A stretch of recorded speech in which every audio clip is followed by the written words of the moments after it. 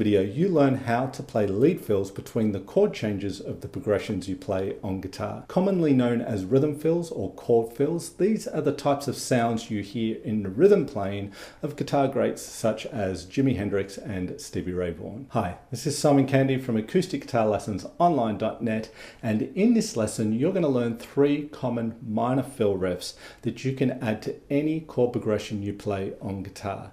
Now, each of these fills will relate to the minor pentatonic scale as well as a very common minor triad shape. And by doing so, this will make it very easy to find the fills for any given playing situation on the fretboard with ease. I will also provide you with 3 examples of each of these fills being applied to everyday chord progressions so that you can see how it's done and in turn do it yourself in your own playing. Plus, I'll show you a really cool trick that will instantly convert any minor fill into a major fill, giving you so much more mileage for every chord fill you learn. So let's get to it. So as I said, these fills are going to relate to the minor pentatonic scale, and you could also relate them to a very common minor triad shape. So the minor pentatonic scale is going to be pattern 1, good old pattern 1 here, and I'm going to be showing you these fills in E minor. So the pattern 1 E minor is of course up at the 12th fret. So we're very much thinking of that when we're playing our fills, but we could also relate it to this little minor triad shape on 4-3-2, strings set 4-3-2, and you could think of that, it's inside the pentatonic scale for a start, so it's nesting inside of pattern 1, and it's also the middle section, if you like, of the common root 6 minor bar chord. So think of those 2 things, or one of those 2 things, when anchoring these fills down, which I will show you the advantage of doing that in just a moment. But the first fill is going to go like this. Okay, a little bit, some double stops. So what I'm doing here is I'm barring with my first finger the 3rd and 2nd strings to get the 12th fretted notes, like that. And then I do a little grace note hammer on. Grace note hammer on, or grace note is when, well, the hammer on in this case, is when you pick the strings and then immediately hammer on. It's a decorative element, if you like, an ornamentation. So I do that, and then I take that finger off and come back to the double stop. And then I move down a string set to the 4th and 3rd strings and do the same thing. So now I'm hammering on to the 4th string at the 14th fret with the grace note, and then coming back to the double stop, and then the 14th fret on the 5th string. Okay, so together it goes. Okay. And I'm using a pick, but sometimes I will use my fingers too, or a combination of. So here, because I'm holding my pick, I've got my middle and ring fingers free, so I can do the double stops with the hammer on, and then I might use my pick to play the 14th fret on the 5th string. Okay, so that is the first riff. Now, if I know it's coming from pattern 1, and this is E minor, and I want to play it over an A minor chord, then I just have to find pattern 1 in A minor and play the riff. Or if it's a G minor chord, here's G minor pattern 1, and there's the little fill that lives right inside pattern 1, all relating to the little triad shape if you prefer. The second fill here targets the lower part of the pattern here, so we're in E minor still, and it starts with a slide from the 12th to the 14th fret, then it's onto the 12th fret and back to the 14th fret. So 12th fret on the 4th string, 14th fret on the 5th. And then we've got double stop action happening again here. This time we're barring so that we can sound the 12th fretted notes on the 4th and 3rd strings. And we get a grace note hammer on again, like we did in the first riff. And we come back to the double stop, and then we play the 14th fret once more on the 5th string. So we've got, okay, one more time. And for this, I might do it differently depending on the situation again, but I'm using my pick, finger, pick, fingers, pick. So I'm hybrid picking basically, but you could of course, for a bit more of an attacking sound,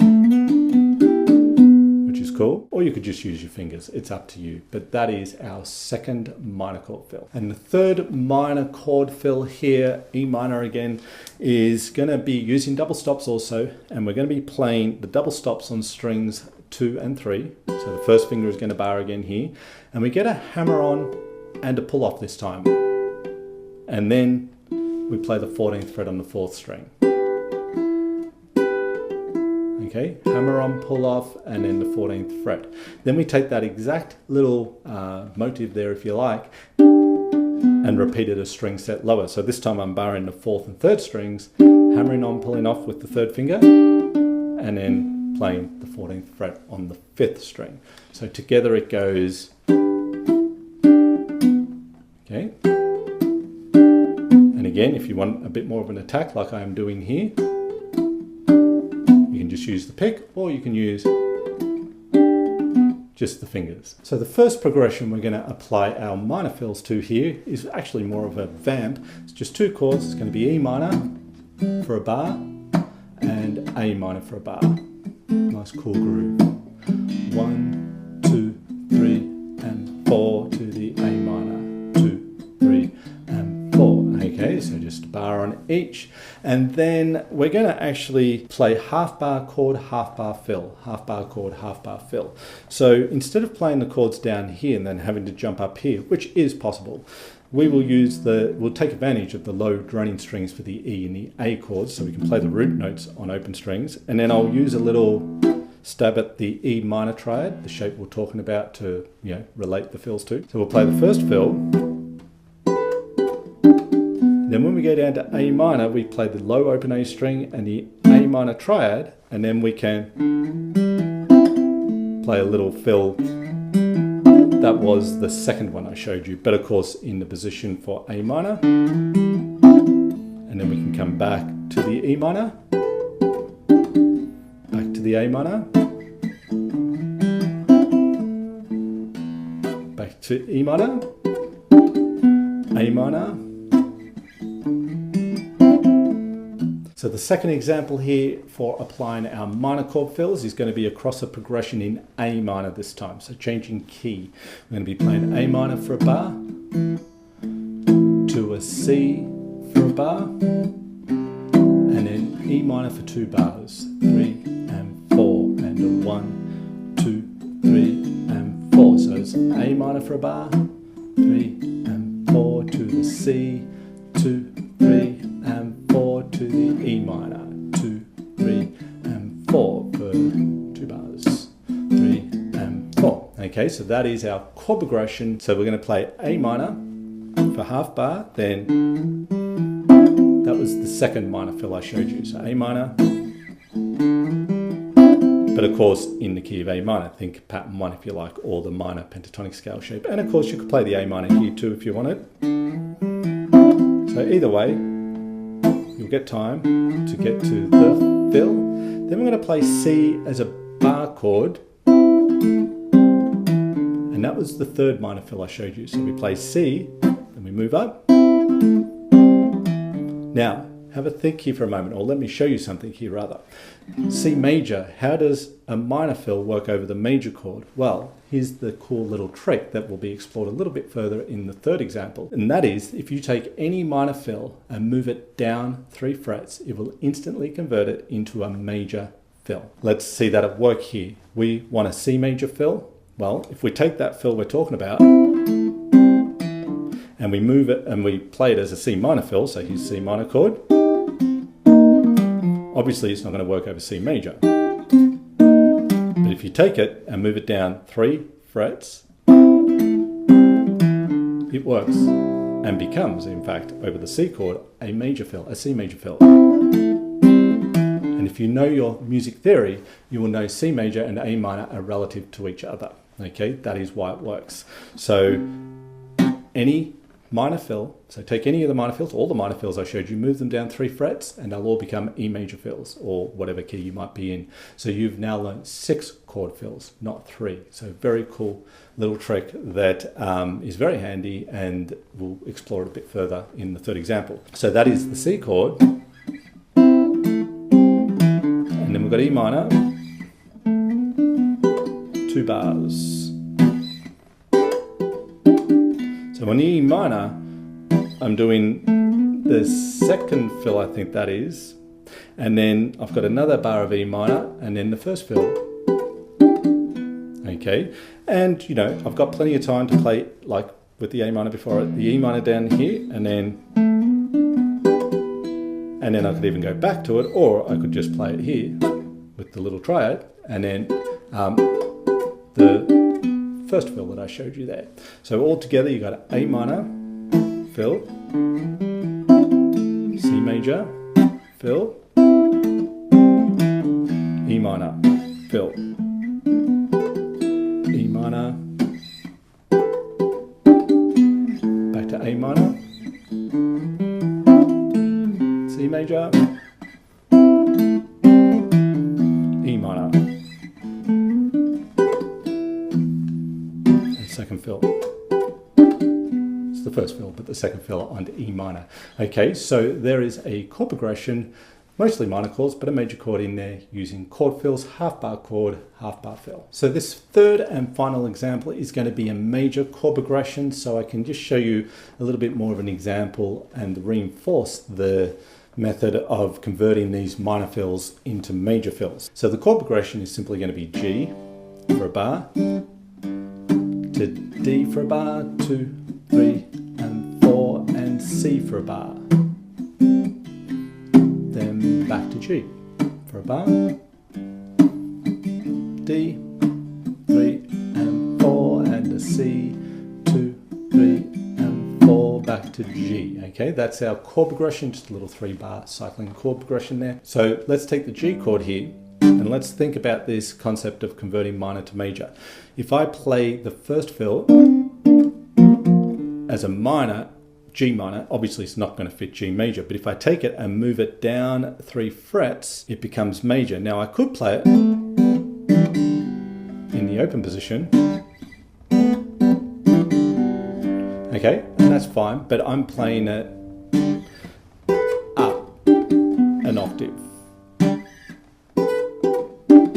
Okay, so you could think of G minor up here, move it down 3 frets, becomes G major, fitting our first chord of the progression. And then I'm going to play D as a bar chord, or in fact I'm really only going to play the root note. That's enough to suggest the chord. So you got D and then a fill. So I think that's reminiscent of the third fill that I showed you. However, again, it's over a D major chord. So if we played that fill as a minor chord and moved it down 3 frets, it becomes major. So it fits nicely with our D major chord. I'm just putting in a little bit of an additional part there, because this fill actually fills 3 beats of the bar, not just the 2. It's 1 and then from 2. And then down to the C, and little fill on the C there. And it's a fill that's similar to the second or the first one I think I showed you. Forgive me if I get the numbers wrong here in terms of which fill is which, but it's one of those ones. I think it's the first, and it's over a C major chord. So if we were to play it as a C minor, obviously wouldn't work, but move it down 3 frets, and now it fits beautifully with the C. That's the fill I played, but you get the idea of how I arrived here to get C major. And then you start to see how the fills relate to the chords. You could relate these fills, these major fills, with the root 5 chord. Anywhere you play a root 5 chord, move up 2 frets, and you'll get a little fill. Play a B chord, 3 frets,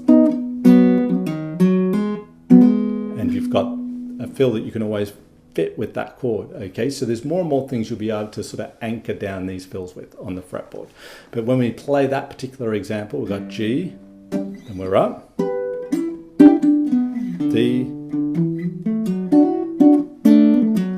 and the C, back to G,